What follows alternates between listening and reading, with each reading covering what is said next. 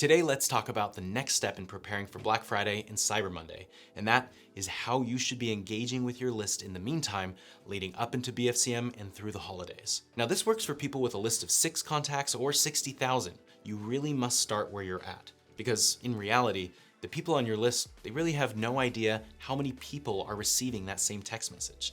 All that matters is that you come across as a thriving business that your customers can trust, because you are, even if it's day one. Now, consistency is key when it comes to your emails and texts. The last thing you want is for Black Friday to roll around only to have your audience ignore your message and email because they can't remember anything about your business. To combat this, we need to build trust and familiarity with our subscribers. And we do this with consistent communication.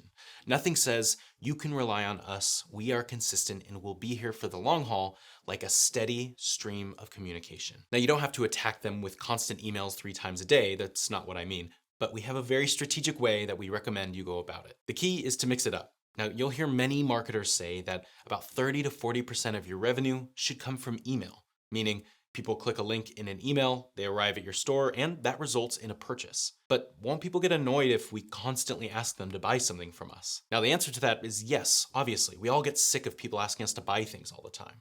Now, the key to get around that is to mix up the types of emails that you can send. And to build this loyalty, there are 2 types that you should focus on in the beginning. First is the trust building email. These are designed to build trust in your brand. These can feature testimonials, case studies with other brands, maybe an inside look into how you manufacture your product, more backstory about why you started a brand. In a perfect world, these emails help your customers just fall in love with your company. Now, the second email you can try to focus on is simply a content email.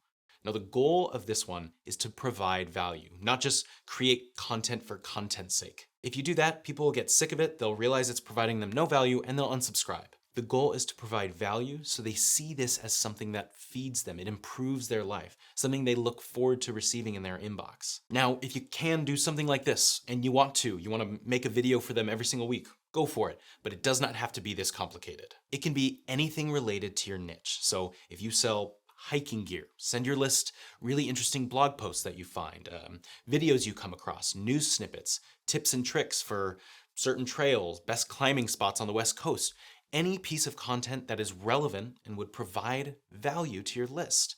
These are the types of emails that make people look forward to your emails and maybe even share them with friends or family. Now, this doesn't only apply to email. You can do this over text as well. The favorite brand that I subscribe to sends me text once a week that says, hey, check out this really cool YouTube video about XYZ, and just sends us a link. And that's it. And I look forward to those texts. So if you haven't already been sending regular emails and texts, get in a rhythm now.